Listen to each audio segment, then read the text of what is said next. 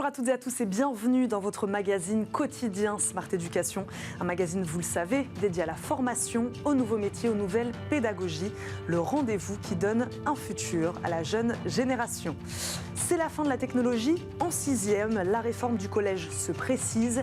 Dès septembre 2023, la fameuse heure hebdomadaire de renforcement en français ou en maths sera mise en place, au détriment donc de la techno.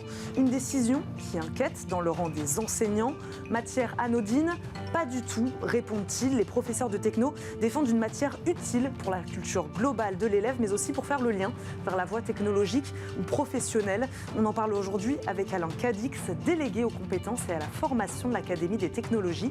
Il est notre invité. Bonjour. Bonjour. Bienvenue dans Smart Éducation, Alain Cadix. Merci beaucoup de nous accompagner. Ma première question est simple. Expliquez-nous le rôle de cette Académie des technologies. L'Académie des technologies a vocation à éclairer les pouvoirs publics sur des décisions qui concernent la technologie, aussi bien dans son développement, dans ses usages, dans ses impacts. Donc elle produit un certain nombre d'avis, de rapports. Certains sont en autosaisine, mais d'autres sont sur saisine du gouvernement ou d'administration. Par exemple, nous venons de recevoir une saisine de 3 administrations, le secrétariat général pour l'investissement, France 2030, la direction générale des entreprises, qui dépend de Bercy, et la direction générale de la recherche et de l'innovation, qui dépend du ministère de l'enseignement supérieur et de la recherche, pour justement parler du programme France 2030. Est-ce que nous avons fait fausse route? Est-ce qu'il y a des domaines sur lesquels nous devrions plus investir, etc. Donc voilà, notre travail est celui d'accompagner la puissance publique en étant indépendant de tout lobby. Je crois que c'est ça qui est très important, c'est que nous sommes composés d'environ 350 membres qui venons d'horizons extrêmement différents. Nous avons été élus, chacun à notre tour, et nous sommes donc indépendants des lobbies. Nous voulons être considérés vraiment comme un tiers de confiance. Qu'est-ce que vous regroupez derrière ce terme technologie ? C'est un vrai sujet. Pour moi, la technologie, lorsqu'on parle d'enseignement en particulier, puisqu'on est là sur le sujet de l'enseignement, c'est l'entrée vers les systèmes techniques. Il y a des textes fondateurs de l'éducation aujourd'hui, qui est que le socle commun de connaissances, de compétences et de culture, qui est la base finalement de tout l'édifice pédagogique, dit que les jeunes doivent découvrir, comprendre les systèmes naturels et les systèmes techniques. Alors, les systèmes naturels sont relativement bien servis. Les enseignements de sciences de la vie et de la Terre, la physique, depuis la physique des particules jusqu'à l'astrophysique, en passant par les physiques intermédiaires. Mais où rentre-t-il dans les systèmes techniques? Il y a une porte d'entrée dans les systèmes techniques, c'est l'enseignement de technologie. Et voilà. Pourquoi, selon vous, alors le ministère s'est-il servi de cette matière comme variable d'ajustement, finalement, ici? C'est pas grave, on le supprime en 6e pour favoriser le renforcement des fondamentaux, comme on dit, les mathématiques notamment et le français. Oui, il faudra lui poser la question, mais je pense que la technologie est une discipline qui a souffert dans l'histoire, qui souffre encore aujourd'hui d'aller-retour, on va dire. Il y a quelques années, ça s'appelait l'éducation manuelle et technique, et puis ça a changé de nom, et c'est une... D'aller-retour, c'est-à-dire qu'on l'apprend, on l'enlève, on met une heure... Oui, on l'apprend, elle apparaît, elle disparaît. Il y a des apparitions sporadiques. Par exemple, la technologie est vue à l'école primaire, au collège, et puis ensuite, elle disparaît. Enfin, il y a eu une petite résurgence avec un enseignement de sciences numériques et de technologie, mais on ne fait pas de technologie dans cet enseignement, donc le problème est réglé. Donc c'est vraiment la cavango des enseignements, c'est-à-dire c'est une matière endoréique, elle disparaît, comme ça, d'un coup, on ne sait pas pourquoi, et il ressort après d'autres enseignements qui ont d'autres noms. Alors que pour les enseignements fondamentaux, que ce soit l'histoire-géographie, le français, les mathématiques, depuis les toutes petites classes jusqu'au bac et même dans le supérieur, c'est le même nom. alors que nous changeons de nom, ça disparaît, ça revient. Enfin, voilà. Donc c'est une matière qui est fragile. Déjà sur le plan de la sémantique, hein, et puis c'est une matière qui n'a jamais été considérée comme essentielle. C'est une matière qui a des moyens très hétérogènes, d'un collège selon à les territoires, selon les établissements. Territoires, absolument. Dans une région que je connais, à 20 km de distance, vous avez 2 collèges dans 2 départements différents. Dans l'un, le laboratoire, car ça s'appelle laboratoire, de technologie, c'est un Fab Lab très bien équipé, où les jeunes, avec des professeurs, des geeks, hein, font pas mal de choses. Et puis dans l'autre, à 20 km de là, il y a 3-4 ordinateurs, et voilà. Donc, est-ce qu'il y a un programme commun de technologie pour tous les établissements scolaires? Oui, il y a un programme commun de technologie qui est plus ou moins bien suivi, et selon le dynamisme et la formation et le dynamisme des enseignants, eh bien, il y a de très grandes diversités, les réalités sont très diverses d'un établissement à un autre. Et alors pourquoi, selon vous, c'est important de le commencer dès la 6e, cet apprentissage de la technologie? Qu'est-ce que ça changerait de le ramener maintenant en 5e? Alors, qu'il a commencé normalement... Un peu plus tôt. Normalement, on évoque les questions de sciences et technologies dans ce qu'on appelle le cycle 3, c'est-à-dire CM1, CM2, 6e. Alors, il se trouve que les enseignants des écoles primaires ne sont pas forcément toujours bien préparés à enseigner les sciences et la technologie. Mais enfin, il y en a qui le font. Donc la technologie apparaît en CM1 et en CM2, et puis elle disparaîtrait donc en 6e, pour réapparaître en 5e. Donc c'est une rupture dans la chaîne d'enseignement, et je crois que les ruptures sont jamais bonnes. Ça, c'est un premier point. Et le deuxième point, ça passe, c'est ce que vous disiez tout à l'heure, ça passe un message quand même qui n'est pas extrêmement positif. Au fond, c'est une variable d'ajustement. Donc ce n'est pas une discipline essentielle.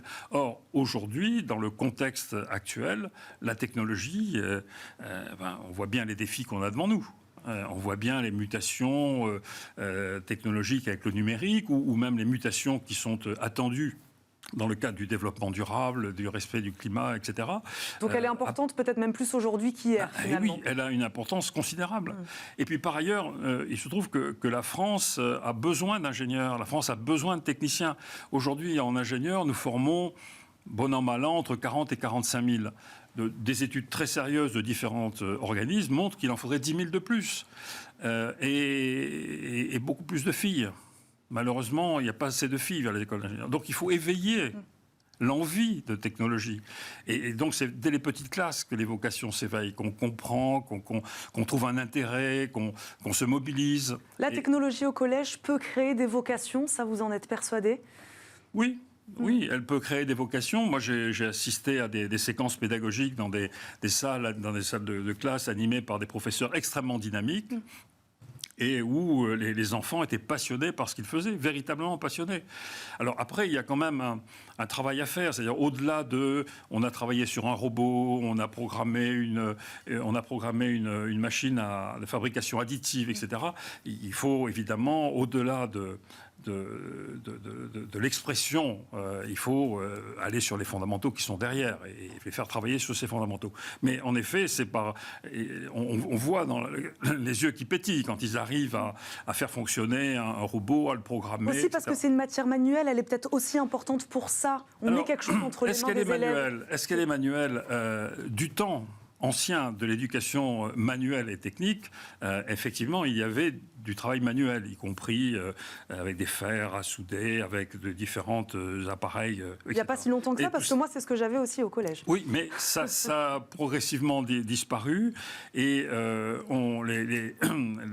la main sert surtout à taper sur des claviers ou sur des écrans.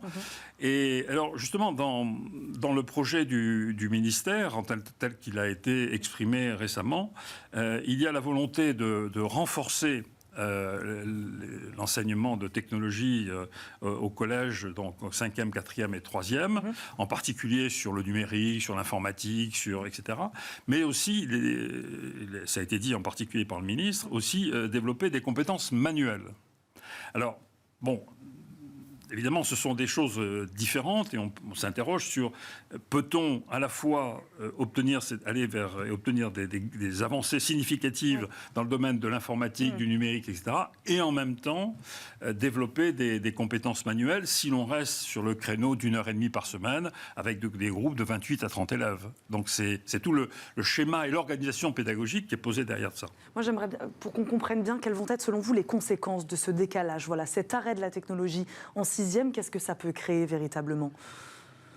C'est ce que je dis. Enfin, il y a le message qui est symbolique. C'est au fond, on avait besoin de renforcer les mathématiques et le français, et on a supprimé la technologie.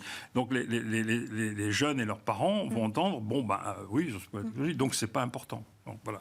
Ça c'est quelque chose qui est au niveau du symbole et très. Après, dans la continuité, on va trouver en classe de 5e des élèves qui n'auront pas fait un certain nombre de prérequis qu'ils auraient dû faire en 6e. Donc ça veut dire qu'on va être obligé de revenir ou de développer en 5e ce qui aurait dû être vu en 6e. Donc il y aura un décalage. Bon, tout ça a besoin d'être mis à plat.